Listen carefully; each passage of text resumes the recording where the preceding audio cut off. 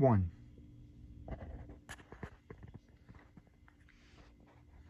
Rome, a hall in a palace.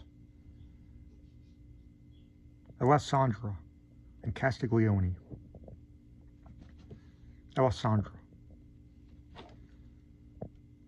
Thou art sad, Castiglione.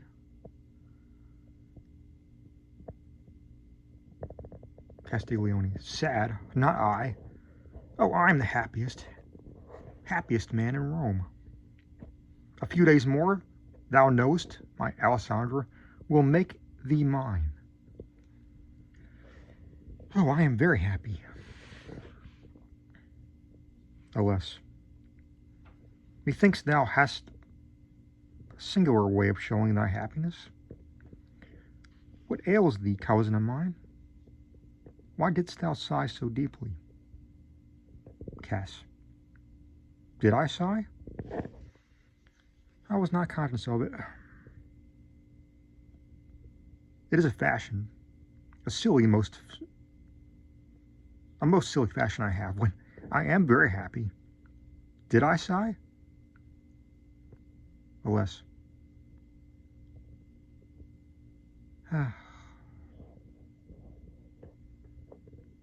Thou didst, and thou art not well. Thou hast indulged too much of late, and I am vexed to see it. Late hours in wine, Castiglione, these will ruin thee. Thou art already altered.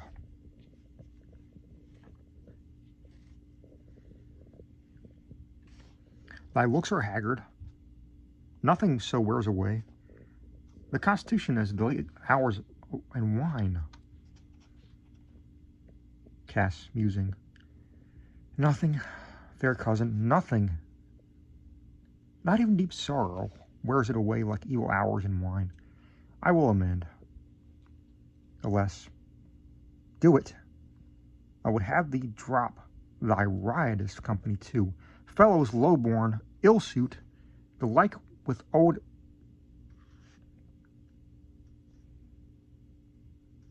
Di Broglio's heir, and Alessandra's husband. Cass, I will drop them. Alas, thou wilt, thou must. Attend thou also more to thy dress and equipage. They are overplain, and for thy lofty rank and fashion, much depends upon appearances. Cass, I'll see to it. Alas. Then see to it. Pay more attention, sir, to a becoming carriage. Much thou wantest in dignity. Cass. Much I want in proper dignity. Alas, haughtily. Thou mockest me, sir? Cass abstractly. Sweet, gentle Lolage.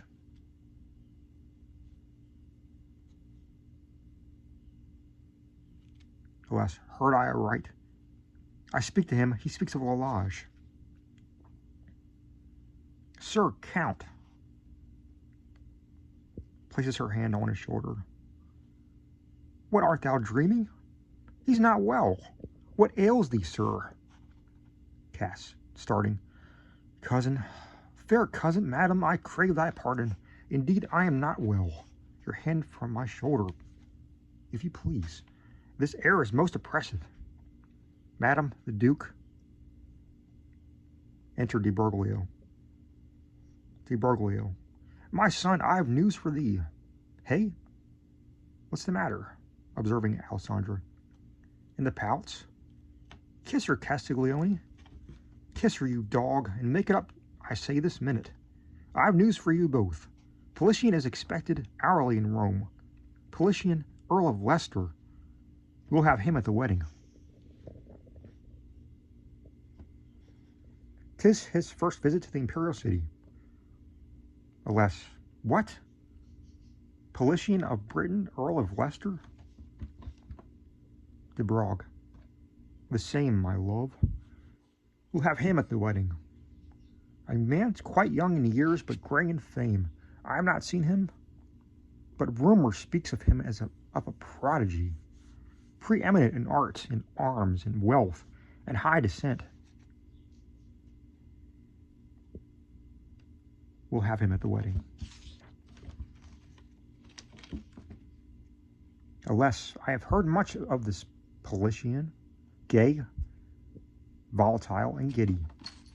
Is he not? And little given to thinking. De Broglie. Far from it, love. No branch, they say, of all philosophy so deep, abstruse, he has not mastered it. Learned as few are learned. Alas, 'tis very strange. I have known men have seen Politian and sought his company. They speak of him and of one who entered madly into life, drinking the cup of pleasure to the dregs. Cass. Ridiculous. Now I have seen Politian and know him well, nor learned nor mirthful he. He is a dreamer, and a man shut out from common passions. De Broglie. Children, we disagree. Let us go forth and taste the fragrant air of the garden.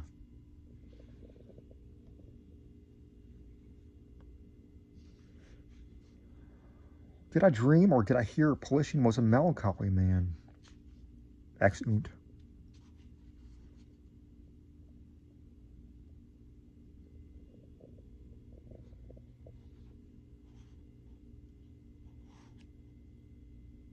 Two. Rome. A lady's apartment with a window open and looking into a garden. Lalage, in deep mourning, reading at a table on which lie some books and a handmaid mirror. In the background, Jacinta, a servant maid, leans carefully upon a chair. Lalage. Jacinta, is it thou? Jacinta, pertly. Yes, ma'am, I'm here. Lal.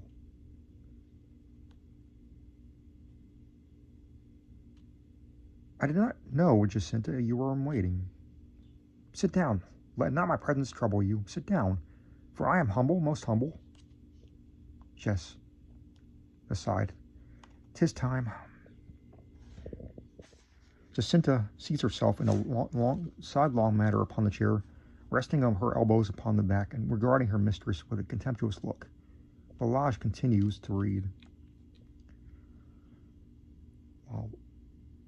Is it in another climate, so he said, bore a bright golden flower, but not in this soil. Pauses, turns over some leaves, and resumes. No lingering winters there, nor snow, nor shower, but ocean ever to refresh mankind, breathes the shrill spirit of the western wind. Oh, beautiful, most beautiful, how like to what my fevered soul doth dream of heaven. Oh, happy land. Pauses. She died. The maiden died. Oh, still more happy maiden, who couldst die. Jacinta. Jacinta returns no answer, and Lalage presently resumes.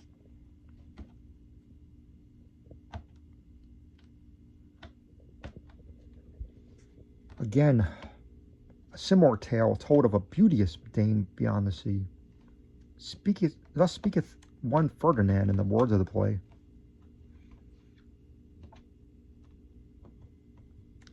Quote, she died full young, unquote. One Basala answers him. I think not so. Her infelicity seems to have years too many. Ah, luckless lady, Jacinta. Still no answer. Here's a far sterner story, but the very like in its despair of that Egyptian queen, winning so easily 1,000 hearts, losing at length her own. She died. Thus endeth the story. Her maids lean over her and weep. Two gentle maids with gentle names, Eros and Carmion, Rainbow and Dove. Jacinta, pettishly. Madam, what is it? Well, wilt thou, my good Jacinta, be so kind as to go down into the library and bring me the holy evangelist? Jess. Pshaw. Exit. Lol. If there be balm for the wounded spirit in Gilead, it is there. Dew in the night time of my bitter trouble will there be found, dew sweeter far than that which hangs like chains of pearl on Hermon Hill. Re-enter Jacinta, who throws a volume on the table. There, ma'am, there's the book. Indeed, she is very troublesome. Aside. Lol, astonished. What didst thou say, Jacinta? Have I done aught to grieve thee or to vex thee? I am sorry, for thou hast served me long, ever been trustworthy and respectful. Resumes her reading. Jess. I can't believe she has any more jewels. No. No, she gave me all. Aside. Lol. Wouldst thou say, Jacinta, now I bethink me thou hast not spoken lately of thy wedding. How fares good Ugo? And when is it to be? Can I do aught? Is there no farther aid thou needest, Jacinta? Jess. Is there no farther aid that's meant for me? Aside. I'm sure, madam, you need not be always throwing those jewels in my teeth. Lol. Just jewels, Jacinta. Now, indeed, Jacinta, I thought not of the jewels. Just. Oh, perhaps not. But then I might have sworn it. After all, there's Ugo says the ring is only paste. For he's sure the Count Castiglione never would have given a real diamond to such as you. And at the best, I'm certain, madam, you cannot have jewels used for jewels for now. But I might have sworn it. Exit. Lalage bursts into tears and leans her head upon the table, and after a short pause raises it. Well, poor Lalage. And is it come to this, thy servant maid? But courage, 'tis but a viper whom thou hast cherished to sting thee to the soul. Taking up the mirror. Ha. Here's at least a friend. Too much a friend in early days. A friend will not deceive thee. Fair mirror and true. Now tell me, for thou canst, a tale, a pretty tale, and heed thou not, though it be rife with woe. It answers me. It speaks of sunken eyes and wasted cheeks, and beauty long deceased remembers me of joy departed, hope, the seraph hope, inurned and entombed, now in a tone low, sad, and solemn, most audible, whispers of the early grave, untimely yawning for ruin made. Fair mirror and true, thou liest not. Thou hast no end to gain, no part to break. Castiglione lied, who said he loved. Thou, true. He, false, false, false. While she speaks, a monk enters her apartment and approaches unobserved. Monk. Refuge thou hast, sweet daughter, in heaven. Think of eternal things. Give up thy soul to penitence and pray. Lol. Arising hurriedly. I cannot pray. My soul is at war with God. The frightful sounds of merriment below disturb my senses to go. I cannot pray. The sweet air from the garden worries me.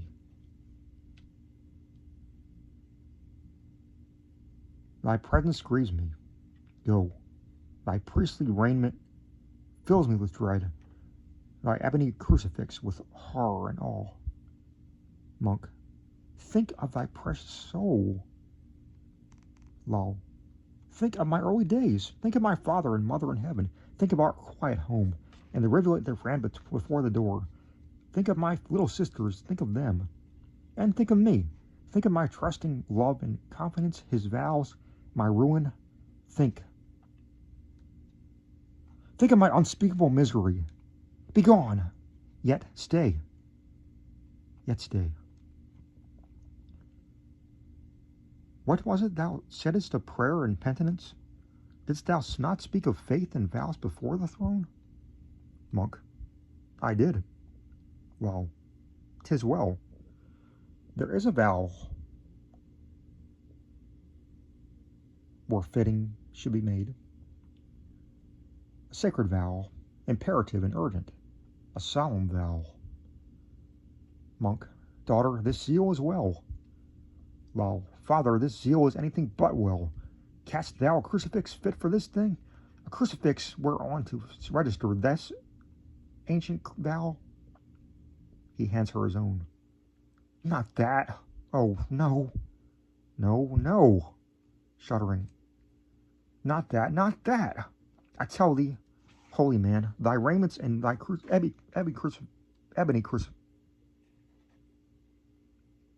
thy ebony cross affright me. Stand back, I have a crucifix myself. I have a crucifix. Methinks 'twere fitting the deed, the vow, the symbol of the deed, and the deed's register should tally. Father draws a cross-handed dagger and raises it on high. Behold, the cross wherewith a vow like mine is written in heaven. Monk. Thy words are madness, daughter, and speak a purpose unholy. Thy lips are livid, thine eyes are wild. Tempt not the wrath divine. Pause ere too late. Oh, be not rash. Swear not the oath, oh, swear it not. Lol. 'Tis sworn.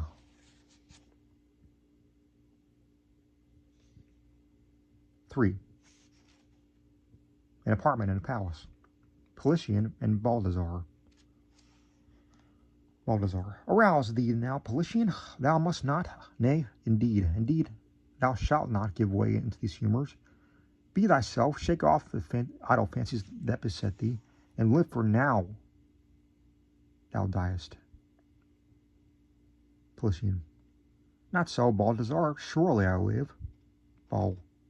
Politian, it doth grieve me to see thee thus. Paul. Baldassar, it doth grieve me to give thee cause for grief. My honored friend. Command me, sir, what wouldst thou have me do? At thy behest I will shake off that nature which from my forefathers I did inherit, which with my mother's milk I did imbibe, and be no more Politian, but some other. Command me, sir. Ball. To the field, then. To the field, to the Senate, or the field. Paul. Alas. Alas, there is an imp would follow me even there. There is an imp hath followed me even there. There is... What voice was that? Ball. I heard it not. I heard not any voice except mine own, and the echo of mine own. Paul. Then I but dreamed. Ball. Give not thy soul to dreams. The camp of the court befit thee. Fame awaits thee. Glory calls. And the trumpet-tongued thou wilt not hear in hearkening to imaginary sounds and phantom voices. Paul. It is a phantom voice. Did thou not hear it then? Paul. I heard it not. Paul. Thou heardest it not? Baldassar, speak no more to me, Politian, of thy camp and courts. Oh, I am sick, even to death, unto death, of the hollow and the high-sounding vanities of the populous earth. Bear with me yet a while. We have been boys together, schoolfellows, and now are friends, yet shall not be long. For in the eternal city thou shalt do me a kind and gentle office, and a power august, benignant, and supreme, shall then absolve thee of all farther duties unto thy friend. Ball. Thou speakest a fearful riddle I will not understand. Pole. Yet not as fate approaches and the hours of breathing low, the sands of time are changed to golden grains. And dazzled me, Balthazar. Alas, alas, I cannot die, having within my heart so keen a relish for the beautiful as hath been kindled within it. Methinks the air is balmier now than it was wont to be. Rich melodies are floating in the winds, a rarer loveliness bedecks the earth, and with a holier luster the quiet moon sitteth in heaven. Hist, hist! Thou canst not say thou hearest now, Balthazar? Ball. Indeed, I hear not. Pole. Not hear it? Listen now, listen! The faintest sound, and yet the sweetest that ear ever heard. A lady's voice, and sorrow in the tone. Balthazar. It oppresses me like a spell. Again, how solemnly it falls into my heart of hearts. That eloquent voice surely I never heard, yet it were well had I but heard it, with its thrilling tones in earlier days. Bull. I myself hear it now. Be still. The voice, if I mistake it not greatly, proceeds from yonder lattice, which you may very plainly through the window. It belongs, does it not, unto this palace of the Duke.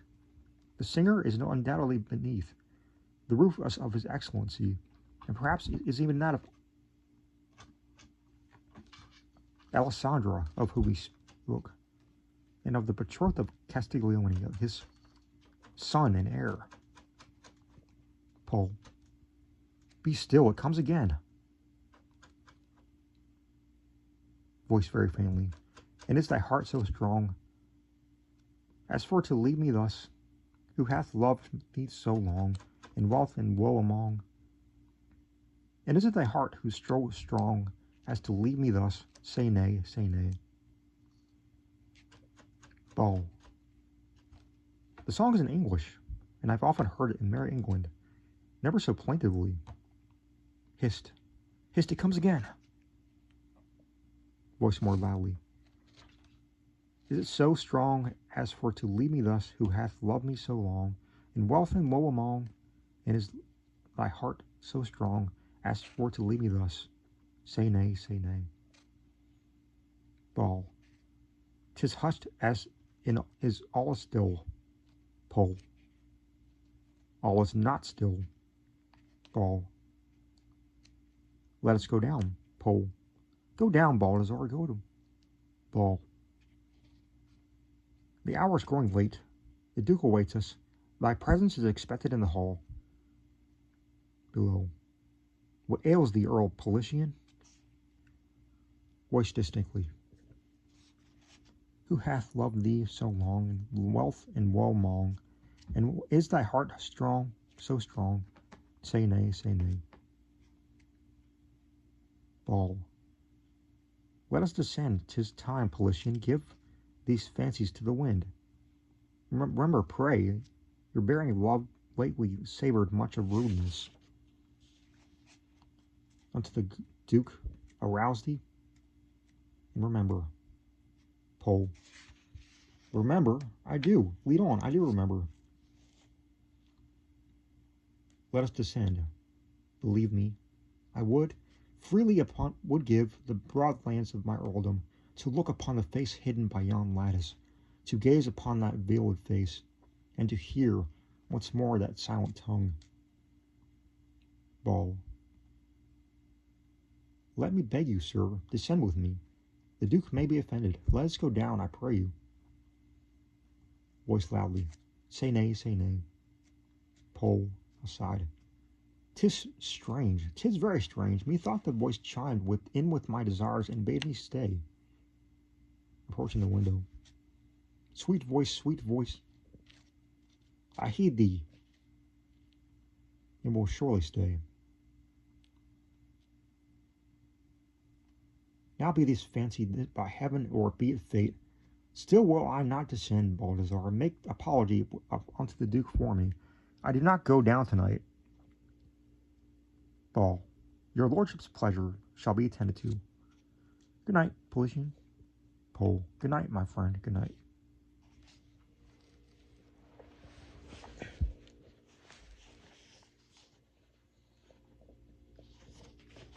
Four. The gardens of a palace, moonlight, Lalage and Politian. Lalage.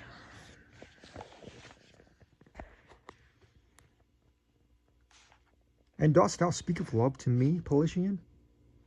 Dost thou speak of love to me, of love to Lalage? Woe is me. This mockery is most cruel indeed. Politian. Weep not, oh sob not thus, thy bitter tears will madden me. Oh mourn not, Lalage, be comforted. I know it all, and still I speak of love. Look at me, brightest and beautiful Lalage, turn and hear thine eyes. Thou asked me if I could speak of love, knowing what I know and seeing what I have seen. Thou asked me that, and thus I answered thee. Thus on my bended knee I answered thee. Sweet Lalage, I love thee. Love thee, love thee. Through good and ill, through weal and woe, I love thee. Not mother with her firstborn on her knee thrills with intenser love than I for thee. Not on God's altar in any time or clime burneth there a holier fire than burneth now within my spirit for thee. And do I love? Even for thy woes I love thee. Even for thy woes, thy beauty and thy woes. Lol. Alas, proud Earl, thou dost forget thyself, remembering me. How in thy father's halls, among the maidens, pure and reproachless of thy princely line, couldst the dishonored Lalage abide? Thy wife, and with a tainted memory, my seared and blighted name, how it would tally with the ancestral honors of thy house, and with thy glory.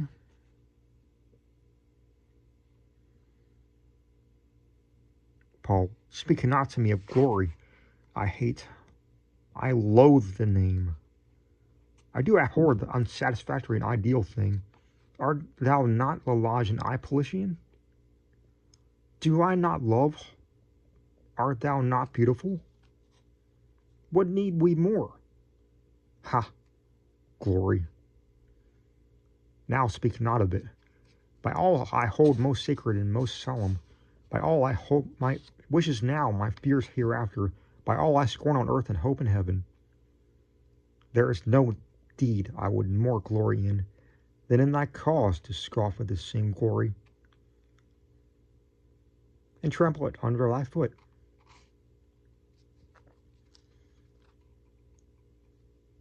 What matters it? What matters it, my fairest and my best, that we go down unhonored and forgotten into the dust? So we descend together, and then perchance, well, why dost thou pause, Politian? Oh, and then, perchance, arise together, Lalage, and roam the starry and quiet dwellings of the blessed and still. Lol.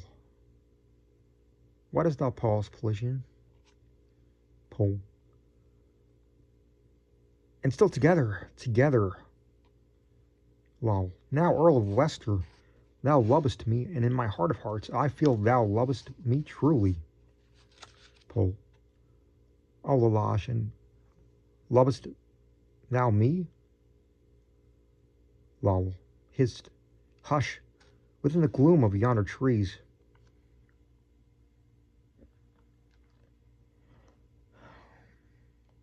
Methought a figure passed, a spectral figure, solemn and slow and noiseless, like the grim shadow conscious and solemn and noiseless.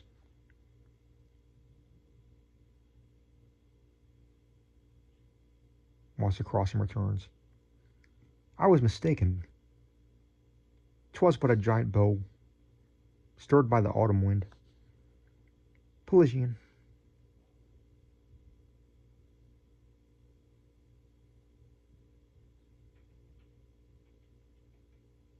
Pole, my Lalage, my love, why art thou moved? Why dost thou turn so pale, not conscious of self? Far less a shadow which thou likens it to it should shake the firm spirit thus. But the night wind is chilly, and these melancholic bows throw over all things a gloom.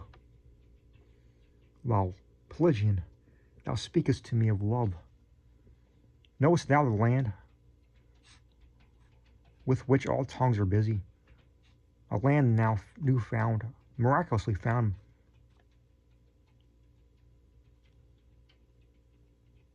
By one of Genoa, 1,000 leagues within the golden west, a fairy land of flowers and fruit and sunshine, and crystal lakes and overarching forests, and mountains around whose towering summits the wind of heaven untrampled flow, which air to breathe is happiness now, and will be freedom hereafter in the days that are to come. Pole, oh, wilt thou fly to that paradise, my Lalage? Wilt thou fly thither to me, with me? There care shall be forgotten, and sorrow shall be no more, and arrows be all, and life shall be then be mine. For I will live for thee and in thine eyes, and thou shalt be no more a mourner, but the radiant joy shall wait upon thee in the angel hope, attend thee ever, and I will kneel to thee,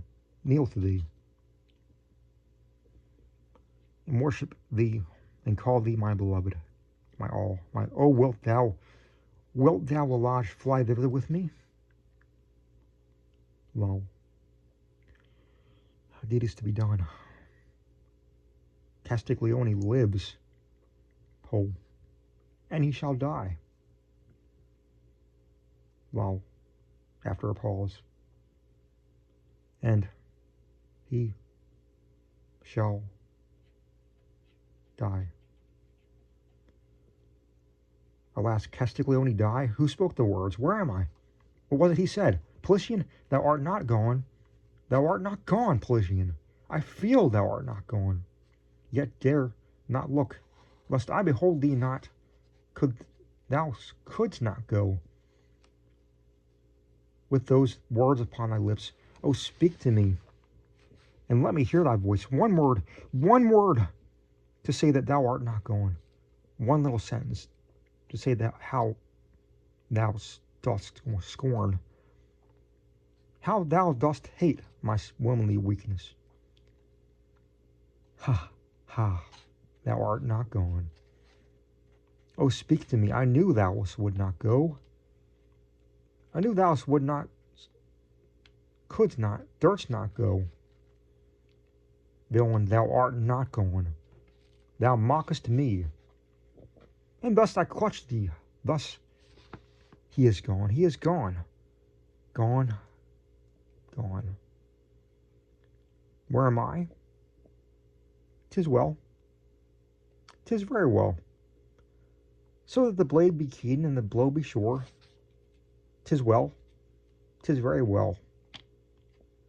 Alas.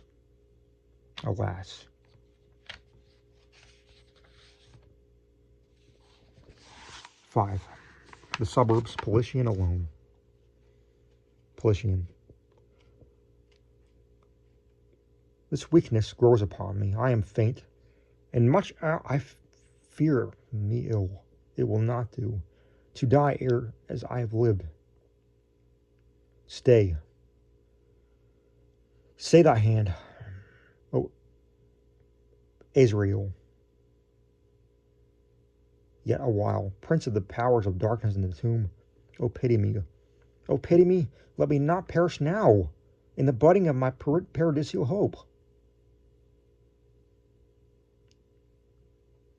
Give me to live yet a little while. 'Tis I who praying for life, I who so late demanded but to die. What sayest the Count? Enter Balthazar. Balthazar.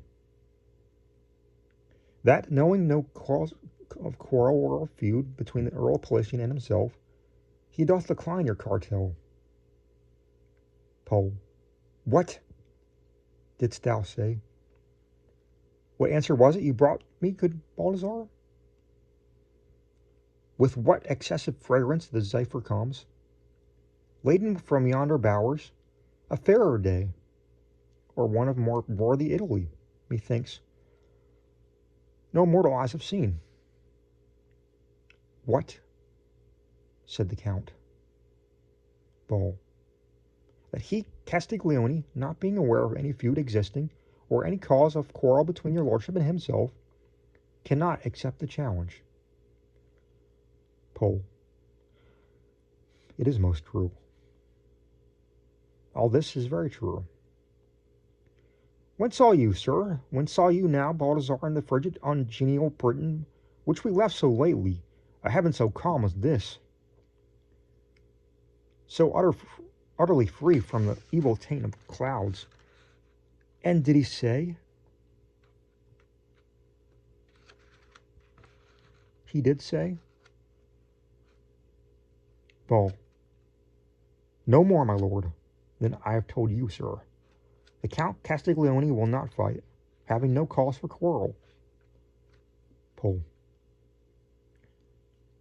Now this is true, all very true. Thou art my friend, Balthazar, and I have not forgotten. Thou wouldst do me a piece of service. Wilt thou go back and say unto this man that I, Earl of Leicester, hold him a villain? Thus much, I prithee, say unto the Count, it is exceeding just he should have just cause for quarrel. Ball. My lord, my friend. Paul aside. 'Tis he. He comes himself. Aloud. Thou reasonest well. I know what thou wouldst say. Not send the message. Well, I will think of it. I will not send it. Now, prithee, leave me. Hither doth come a person with whom affairs of a most private nature I would adjust. Bull. I go. Tomorrow we meet, do we not, at the Vatican? Pole. At the Vatican. Enter Castiglione. Cass. The Earl of Leicester here. Pole. I am the Earl of Leicester, and thou seest, dost thou not, that I am here?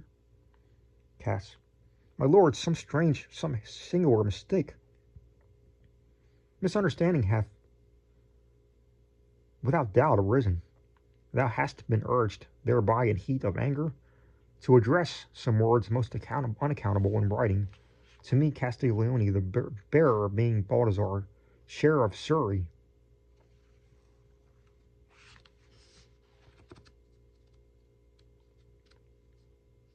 Duke of Surrey. I am aware of nothing which might warrant thee in this thing, having given thee no offense. Am I right? 'Twas a mistake. Undoubtedly, we all do err at times. Pole. Draw, villain, and prate no more. Cass. Ha! Draw? And villain? How about thee then at once, proud Earl?